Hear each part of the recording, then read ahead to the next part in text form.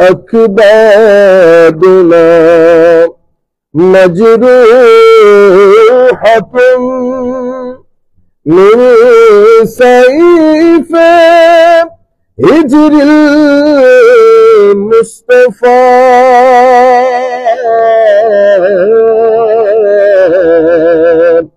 طوبى لأهل بلدة فيها النبي المحتشم اللهم صل على سيدنا مولانا محمد وعلى آل سيدنا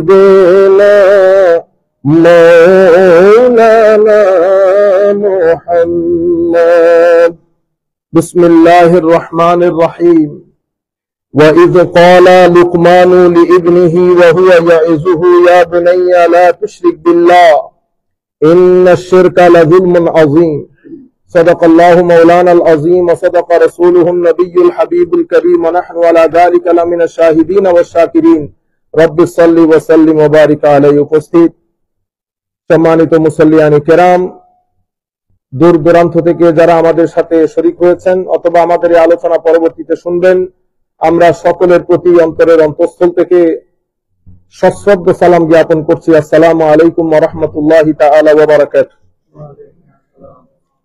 সম্মানিত মুরব্বিয়ান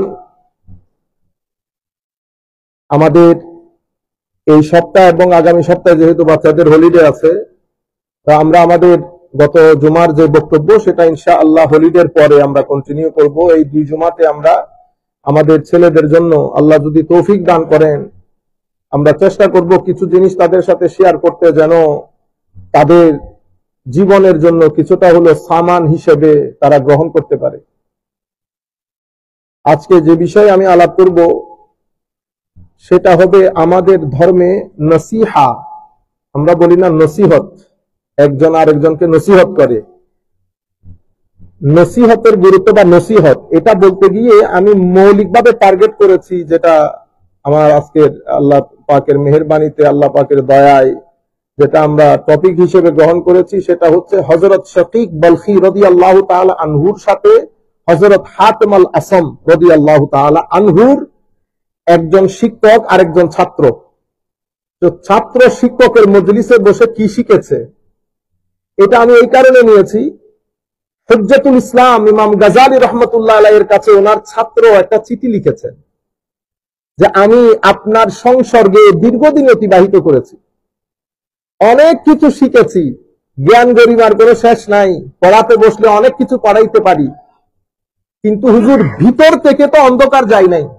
ভিতর থেকে অন্ধকার সরে নাই এত এলম কিন্তু আমি নামাজে দাঁড়ালে অন্ধকার তাকওয়া পরহেজগারি আল্লাহ আল্লাহর কুরবত এই বিষয়গুলো আমাকে আপিল করে না চোখ দিয়ে পানি বের হয় না আমি অনেক সাধারণ মানুষকে দেখেছি আল্লাহ বলার সাথে সাথে চোখ দিয়ে পানি বের হয় হুজুর আমি বুঝতে পারলাম আমার সাধারণ মানুষের কলবে বাতিনের ভিতরে যেই দরদ যেই লাভ যে সফটনেস আমি এত জ্ঞান গরিমা শিখে সেটা সেই স্টেট অফ মাইন্ডটা আমি অ্যাচিভ করতে পারিনি হুজুর আমাকে একটু গাইডলাইন দেন হায় হায় তখন ইমাম গাজালি রহমতুল্লাহি আলাইহি শিক্ষক যেমন ছাত্র তেমন উনি ওই ছাত্রকে ফিরতি একটা লেটার লিখেছেন এগুলাকে আমরা আরবিতে বলি রেসালা বাংলাতে ইংরেজিতে লেটার বলেন বাংলাতে চিঠি বলি তো ওই রেসালা ইমাম গাজালি আরো অনেক ছাত্রকে লিখেছেন সব রেসালাকে একসাথে করে ইমাম গাজালির একটা বিখ্যাত কিতাব আছে রাসায়েল ইমাম গাজালি মানে ইমাম গাজালির সমস্ত রেসালা গুলাকে একসাথে কম্বাইন করে এত বড় একটা কিতাব ছেপেছে এর ওই রেসালা লিখেছেন ইমাম গাজালি আইয়ুহাল ওয়ালাদ ও মাই সান এটার শিরোনাম দিয়ে ইমাম গাজালি প্রায় 8 থেকে 12 পৃষ্ঠা লিখেছেন ছাত্রকে কেন তোমার জ্ঞান তোমার ভিতরে দরদ সৃষ্টি করতে পারে নাই why your knowledge cannot create or cannot couldn't make your heart soft and couldn't teach you the submissiveness the love the emotion and the nearness of Allah Almighty তোমার জ্ঞান কেন তোমাকে আল্লাহর নৈকট্য শিক্ষা দিতে পারলো না, দরদ শিক্ষা দিতে পারলো না? এটার উপর উনি একটা চিঠি লিখেছেন। এই ঘটনাটা ইমাম গাজালি আবার ইহয়া উলুমিদ্দিন কিতাব, ইহয়া উলুমিদ্দিন, ইসলামিক হিস্ট্রির মধ্যে, in the mankind, specially in the history of Muslim উম্মাহ, মুসলিম উম্মার ইতিহাসে যত স্কলার যত কিতাব লিখেছেন, তার মধ্যে কিছু কিতাবের কোনো কম্প্যারিজন নাই, কিছু কিতাব অনন্য, অতুলনীয়।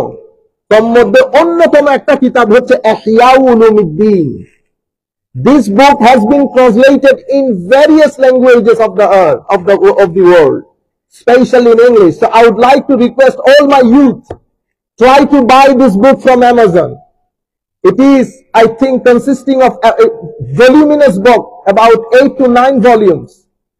Eta jodi, if you can study this book throughout your life, every day 3 pages, 4 pages, 3 pages, 4 pages, you will not be in need of any teacher. This book, you will not be in need of any mentor. You will not be in need of any guide. This book will guide you. This book will play a very important role as a mentor, as your teacher, as your murabbi, as your guide, as your murshid. This book will guide you. তো আমি parents কে বিশেষ করে বলবো, আপনারা পারলে বইটা কিনে ঘরে রেখে দেন, দেখবেন বাচ্চারা কোনো না কোনো সময় পড়বে। আর আরেকটা মৌলিক আমার অনুরোধ, যারা যেখান থেকে বসে শুনতেছেন, মুসলমানদের শান শৌকত হচ্ছে, এমনিতে আপনারা মক্কা শরীফ, মদিনা শরীফের ছবি লাগান, অবশ্যই লাগাবেন, আমাদের ঢুকলেই বোঝা যায় মুসলমানের ঘর। কিন্তু মুসলমানের ঘরের সবচেয়ে বড় জেবর হচ্ছে কোরআনে পাক এবং ইসলামী ক্লাসিক্যাল সায়েন্সের বইগুলা। আমার নবীর লাইফ স্কেচ, আউলিয়ায়ে কেরামের জীবনী, তাফসীরের কোন কিতাব, হাদিসের কোন কিতাব, এগুলো লাইব্রেরিতে যেন 20-50টা থাকে, মানুষ গেলেই বুঝতে পারে এটা মুসলমানের শান শৌকত। সাধারণ মানুষের কথা কি বলবো, আমাদের হুজুরদের ঘরেও নাই আজকাল কিতাব। আল্লাহ রাব্বুল আলামিন আমাদের হামি ও নাসির হোক, এই কাজটা অবশ্যই করবেন। সম্মানিত উপস্থিতি, তো আমি আপনাদেরকে বলতে চাচ্ছি, ইমাম গাজালি রহমতুল্লাহি আলাইহি, আমি এখন যে কথা আপনাকে বলবো সেই ঘটনা উনি ইহয়া উলুমিদ্দিনের মধ্যে বর্ণনা করেছেন। একই ঘটনা রাসাইল ইমাম গাজালির মধ্যে আইয়ুহাল ওয়ালাদের শিরোনামে ইমাম গাজালি এই কথাগুলা বলেছেন। এই যে আমি শাকিক বলখি রাদিয়াল্লাহু তাআলা আনহুর, হযরত হাতিম আল আসম রাদিয়াল্লাহু তাআলা আনহুর এই যে নসিহা, ওয়াজ, এগুলা কেন তুলে ধরছি? সম্মানিত উপস্থিতি, if you look at the Quran, you will see there is a surah called Surah Luqman. Surah Luqman, আপনি কোরআন শরীফ পড়লে দেখবেন একটা সূরা আছে, সূরা লুকমান। হযরত Luqman was not a prophet. Luqman আলাইহিস সালাম কোন নবী ছিলেন না, but he was a great friend of Allah Almighty, যেটাকে in our language we call it আউলিয়া, ওলিউল্লাহ। উনি আল্লাহর ওলি ছিলেন, বড় মাহবুব বান্দা ছিলেন, যাকে আল্লাহ রাব্বুল আলামিন হিকমার জ্ঞান দান করেছেন। হযরত লুকমান আলাইহিস সালাতু ওয়াস সালাম, he did was, gave advice to his son, oh my son, do this, don't do this, do's and don'ts. It was the was of Hazrat Luqman. After 1,000 years, our Prophet came with Quran, and Surah Luqman and was of Hazrat Luqman is included in our Holy Quran. You see how important the was of the great awliya, great scholars.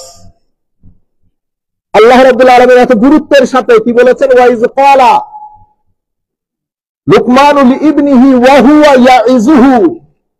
হযরত লুকমান আলাইহিস সালাম নিজের সন্তানকে যে ওয়াজ করেছেন, সেই ওয়াজটা আল্লাহ কোরআনে পাকের মধ্যে বর্ণনা করেছেন। তাহলে কি বোঝা যায়, এখান থেকে আমরা এই প্রিন্সিপাল নেব যে আল্লাহর যারা ওলি, আল্লাহর যারা গ্রেট সেইন্ট, তাদের কথা ডিসকাস করা, তাদের নসিহাগুলো জাতির সামনে তুলে ধরা, এটা আমার আল্লাহর সুন্নত, এটা আমার আল্লাহর সুন্নত। যাই হোক, এটা আমরা আগে জিকির করেছি, এই জন্য আর সময় চলে যাচ্ছে। তো হযরতে আমার নবী সাল্লাল্লাহু আলাইহি ওয়াসাল্লাম হাদিসে পাকের মধ্যে ইরশাদ করেছেন, আদ-দীনু আন-নাসিহা, দীন ইজ অল অ্যাবাউট নাসিহা। আজীব বিষয় হচ্ছে এই কথা ইমাম জাহাবি, one of the greatest renowned prolific scholars of the Muslim Ummah, Imam Zahabi, in his greatest work Siyaru A'lamin Nubala, in that book Imam Zahabi mentioned that Hatim al-Asam is the Luqman of this Ummah. Hazrat Hatim al-Asam হচ্ছে উম্মতে মুহাম্মাদের লুকমান আলাইহিস সালাম। হযরত হাতিম আল আসম এবং শফিক বলখি, ওনাদের time period হচ্ছে 200 থেকে 250 হিজরির মাঝখানে। কত বছর আগে না? অনেক অনেক অনেক বছর আগে হযরত হাতিম আল আসম এবং হযরতে শফিক বলখি। হযরতে শফিক বলখি ছিলেন শিক্ষক হযরত হাতিম আল আসমের। তো Shafiq Balkhi was the teacher of Hazrat Hatim Al Assam. As I mentioned, Hatim al-Asam radiyallahu ta'ala anhu is considered, as it is mentioned by Imam Zahabi in his Siyar A'lamin Nubala, that Imam Hazrat Hatim al-Asam is the Luqman of this ummah. So Hazrat Shaqiq Balkhi was the teacher of Hazrat Hatim al-Asam. Hazrat Hatim al-Asam spent about 33 years in the company of the Shaqiq Balkhi. One day, Shaqiq Balkhi asked his student, Hatim al-Asam, Hatim, you have spent how many years? How many years you have been with me? You have spent your time with me. Hazrat Hatim said, Huzur, I spent about 33 years in your company. 33 years. Hazrat Shaqiq Balkhi radiyallahu ta'ala anhu asked him, how many things you have learned from my company in last 33 years? Hazrat Hatim said, Huzur, I have learned 8 things from your company in last 33 years. How many? 8. Shaqiq Balkhi radiyallahu ta'ala anhu said, Shaqiq Balkhi exclaimed, surprised, Hatim, you spent 33 years in my company and learned only 8 things. Hazrat Hatim said, Huzur, I do not like to lie. Yes, I only learned these 8 things. Hazrat Shaqiq Balkhi said, okay, explain to me. Discuss, explain it. Tell me what you have learned in last 33 years in my company. Shaqiq Balkhi radiyallahu ta'ala anhu Hatim al-Asam কে বলতেছেন, তুমি আমার সাথে কতদিন? ও হুজুর 33 বছর। তো 33 বছরে কি শিখছো? তো হুজুর 8টা জিনিস শিখছি। শফিক বলখি বলতেছেন, হাতিম, এই 33 বছরে মাত্র 8টা জিনিস শিখলা? তো হুজুর আমি মিথ্যা কথা বলি না, আমি এই 8 জিনিসই শিখছি। শফিক বলখি রাদিয়াল্লাহু তাআলা একটু অবাক হলেন, আচ্ছা বলো দেখি কোন কোন 8 জিনিস শিখছো? সুবহানাল্লাহ। উনি স্টার্ট করলেন, ক্বালা তিলমিজ, হাতিম আল-আসম বলছেন, ইন্নী নাযারতু ইলাল খালক ফারাআইতু كل واحد يحب محبوبا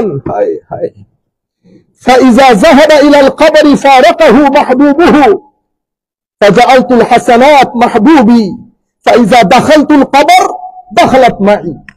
হুজুর, আমি সৃষ্টি জগতের মধ্যে চোখ বুলালাম, I looked around at the people, আমি দেখলাম প্রত্যেকের কোনো না কোনো প্রিয় বন্ধু আছে, মা বাবা ভাই বন্ধু টাকা পয়সা, প্রত্যেকেই কোনো না কোনো জিনিস কোনো না কোনো ব্যক্তিকে মহব্বত করে। কিন্তু আমি দেখলাম এই মহব্বতটা সেই মৃত্যুর আগ পর্যন্ত করে। Everybody has someone or something he likes, he loves, এবং এই জিনিসের সাথে সে কানেক্টেড থাকে আনটিল হি ডাইস। কিন্তু হুজুর আমি অবাক হলাম, যেই আমি মারা যাব, মারা গেছে মানুষ, মারা যাওয়ার পরে দেখলাম কোন মানুষ, কোন বন্ধু, কোন আত্মীয় তার সাথে কবরে যাওয়ার জন্য রাজি হয় না। আমি চিন্তা করলাম এটা কেমন বন্ধুত্ব, মারা যাওয়ার পরে সব শেষ, সবাই ভুলে যায়। এবং আশ্চর্যের বিষয় হচ্ছে মারা যাওয়ার পরে কেউ কাউকে টাচ পর্যন্ত করতে চায় না, কেউ কাউকে টাচ পর্যন্ত করতে চায় না, ভয় করে। আপনারা বুঝতে পেরেছেন? গোসল দেওয়ানোর জন্য যেতে বললে অনেক মানুষ, আমি সহ, যাইতে পারে না, অথচ খুব ক্লোজ মানুষ। এই জিনিসটা আমাকে পাগল করে দিয়েছে হুজুর। আমি চিন্তা করলাম এটা কোন ধরনের মহব্বত। সন্তান পর্যন্ত মাকে এত মহব্বত করে, কিন্তু এই সন্তান পর্যন্ত বলে না যে আমি আমার মাকে let me spend one night with my mom in her grave. Even বাবা যখন সন্তানকে কবর দেয়, বাবাও তো বলে না যে let me spend one night with my son in the grave. বুঝতে পেরেছেন?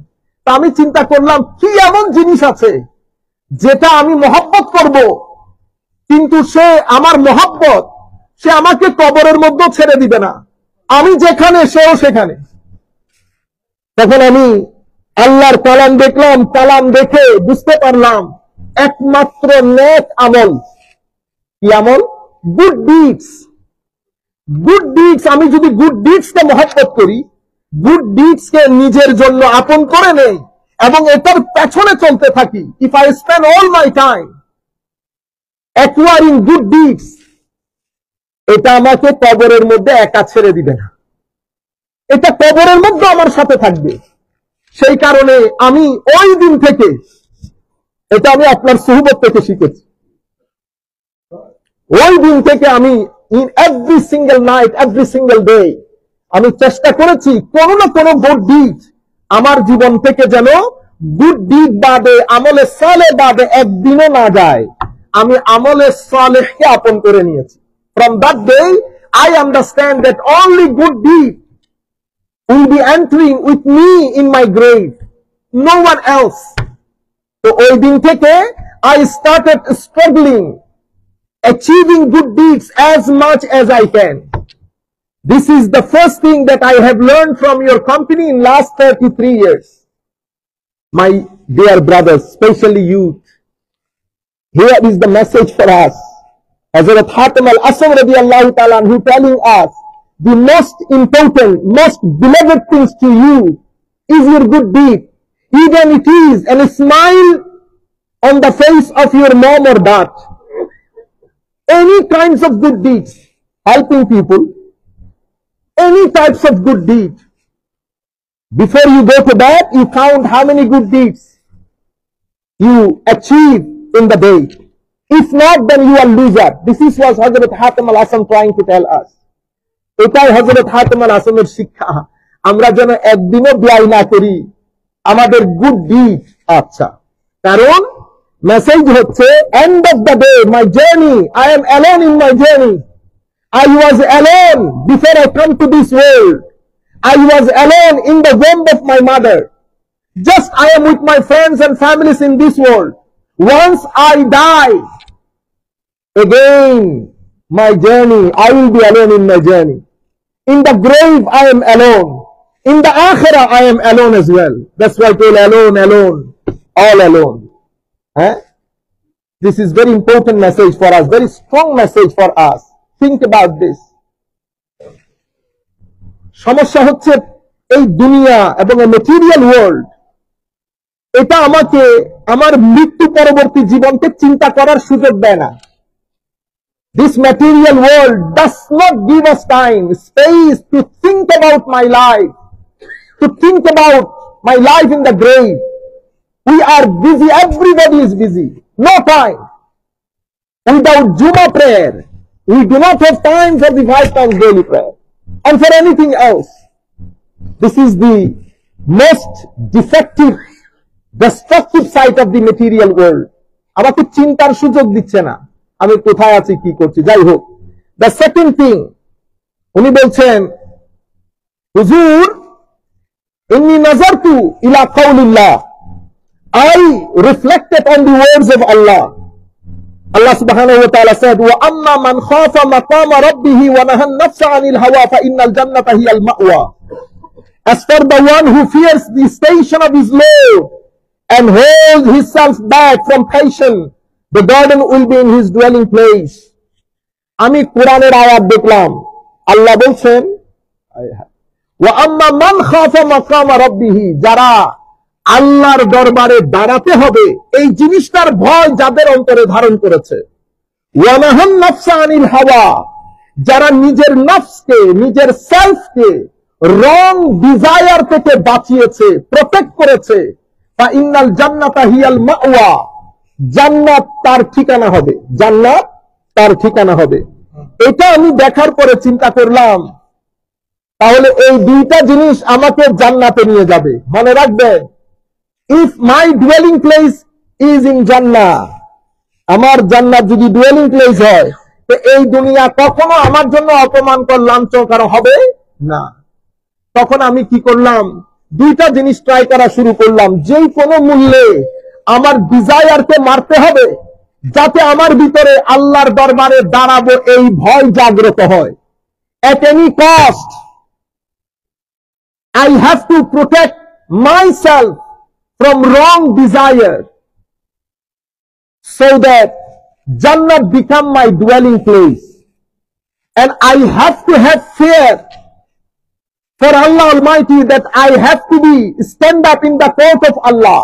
So at any cost, I have to achieve this state of fairness. আমার যে কোনো মূল্যে আল্লাহর ভয় আমাকে অর্জন করতে হবে। হুজুর, সেই তারিখ থেকে আমি স্ট্রাগল করা শুরু করেছি এই নফসকে কিভাবে দমানো যায়, how to protect myself from this desire and নফস। 3 নম্বর হচ্ছে, হুজুর উনি বলছেন যে ইন্নী নাযারতু ইলা হাযাল খালক ফারাআইতু আন্না কুল্লা মান মাআহু শাইউন লাহু কিমা হাফিজাহু হাত্তা লা ইউদাইয়া সুম্মা নাযারতু ইলা কাউলিল্লাহি তাআলা মা ইনদাকুম ইয়ানফাদ ওয়া মা ইনদাল্লাহি বাক। As for the third point, I looked at people and found that everyone treasures and exalts whatever valuable things he has in his possession.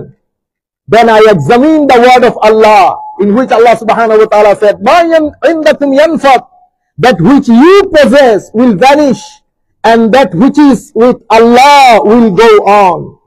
তো হুজুর, আমি দেখলাম প্রত্যেক ব্যক্তি তার কাছে যে মূল্যবান জিনিসগুলো আছে, মা আন্না কুল্লা ওয়াহিদিন মাম্মাহু শাইউন লাহু কিমা হাফিজাহু, কারো কাছে মূল্যবান স্বর্ণ, টাকা, পয়সা, আমরা এটাকে কি করি, খুব হেফাজত করি, রক্ষণাবেক্ষণ করি, যেন এটা নষ্ট না হয়, যে কোনো মূল্য আমাকে বাঁচাতে হবে। পরে একদিন আমি কোরআন শরীফের একটা আয়াত পেলাম, আল্লাহ বলতেছেন, মা ইনদাকুম ইয়ানফাদ ওয়া মা ইনদাল্লাহি বাক, যা তোমাদের কাছে আছে ধ্বংসপ্রাপ্ত, যা তোমাদের কাছে আছে ধ্বংস হবে, যা আমার কাছে আছে বাকি থাকবে, it will go on.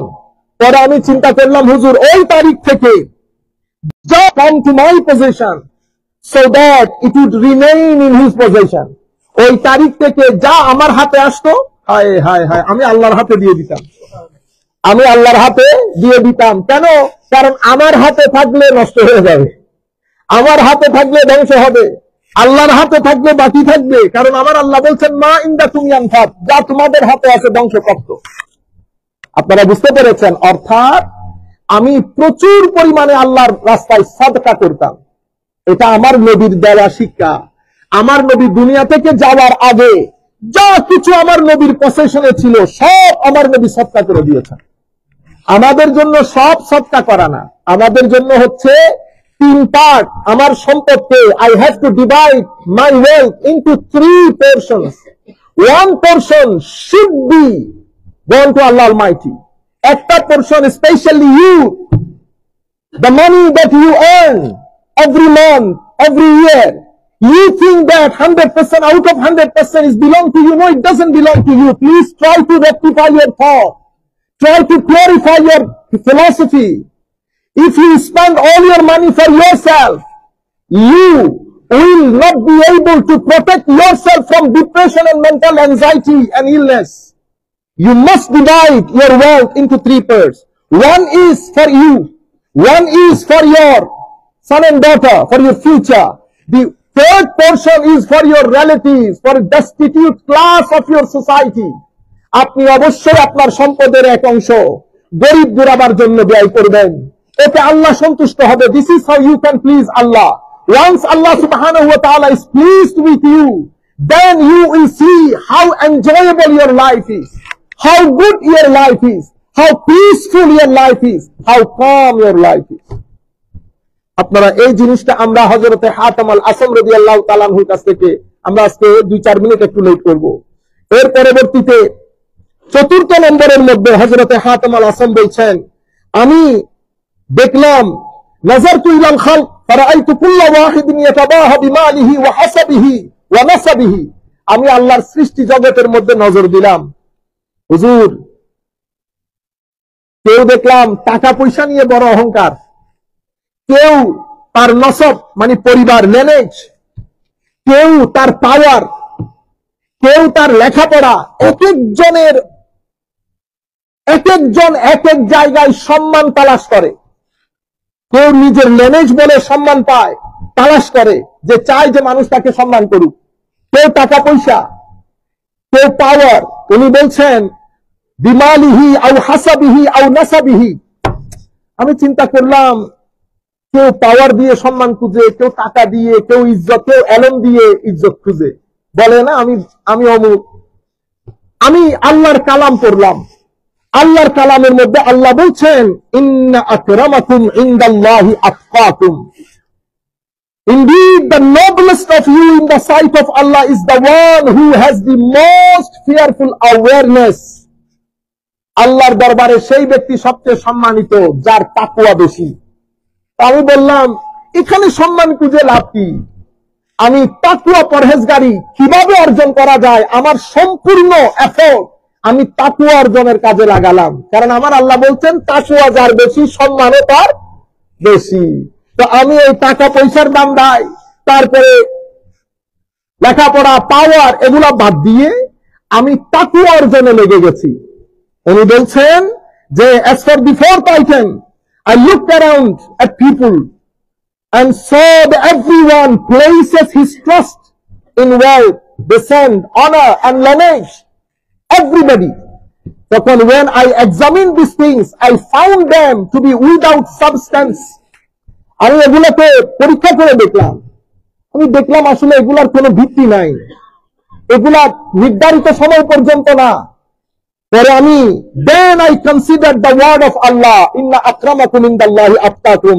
Therefore I devoted myself to fearful awareness of Allah so that I could have honor in the sight of Allah. আমি চিন্তা করলাম, আল্লাহর দরবারে যে ব্যক্তি সম্মানিত সে সবসময় সম্মানিত। বাকি যে সম্মান, আমি আমার চোখ দিয়ে যেটা দেখেছি, এক জায়গায় জুমা পড়তে গিয়েছি, মানুষ চিনবে বিদায়, মাস পরে গেলাম, একজন বড় লোক, আমাদের বড় আলেম, আমি দেখলাম জুমার পরে মানুষ হুমড়ি খেয়ে পড়ছে একটু হ্যান্ডশেক করার জন্য। তার ঠিক দুই পাশে দুইজন বড় হাই ওয়েলথ মন্ত্রী, যিনি ইতোপূর্বে সরকারের মন্ত্রী ছিলেন, দুইজন, এমনিতে নর্মাল মন্ত্রী না। কোনো কিছু ঘটলে সাংবাদিকরা যাদের ঘরের দরজায় লাইন ধরে দাঁড়িয়ে থাকে, হেভি ওয়েট মন্ত্রী, দুই মন্ত্রীর সাথে আমি দেখলাম শুধু দুইজন মানুষ, কেউ ফিরেও তাকাচ্ছে না মন্ত্রীর দিকে। আরেকজনকে আমি নিজে জিজ্ঞেস করেছি, মারা গেছেন কিছুদিন আগে। হায় হায়, উনি আমাদের স্কুলের মাস্টার ছিলেন। যেই পার্লামেন্টের মেম্বার ছিলেন, যেই মেম্বারগিরি খতম, বিয়ের অনুষ্ঠান, আপনি চিন্তা করতে পারবেন ইতোপূর্বে বিয়ের অনুষ্ঠানে ওনাকে কথা বলা তো দূরের কথা, সালামও দিতে পারতাম না, আশেপাশে মিনিমাম 150-200 লোক থাকতো। যেই পার্লামেন্ট থেকে খতম, সেই বেচারা বসে আছে। আসসালামু আলাইকুম স্যার। ওয়ালাইকুম সালাম। স্যার মানুষ কই? পার্লামেন্টের চেয়ারও শেষ, মানুষও শেষ। আপনারা বুঝতে পেরেছেন, এটা অনেক স্ট্রং মেসেজ। এখানে হযরত হাতেম আল আসম বলছেন প্রত্যেকেই যার যার ট্রাস্টকে তারা কি করেছে, সম্পদে, পাওয়ারে ব্যয় করেছে সম্মান তালাশের জন্য। আমি দেখলাম আল্লাহর আয়াত, আল্লাহ বলছেন আল্লাহর দরবারে যে সম্মানিত সে সব জায়গায় সম্মানিত। পরে আমি ইন্না আকরামাকুম তাকওয়ার পিছনে লেগে গেলাম। হুজুর, আমি আই ডিভোটেড মাইসেলফ, পরিপূর্ণরূপে ডিভোশনের সাথে আমি তাকওয়া পরহেজগারি অর্জনে নেমে গেলাম। এটা আমার 4 নম্বরের বিষয় ছিল। আর বাকি 4টা সহ আমরা আগামী জুমায় আলোচনা করব, অনেক লেট হয়ে যাচ্ছে ইনশাআল্লাহ। তো হযরতে শাকিক বলখী রাদিয়াল্লাহু তাআলা আনহু 8টা জিনিস শোনার পরে আমরা 4টা বলছি, আগামী জুমায় সামারাইজ করব ইনশাআল্লাহ।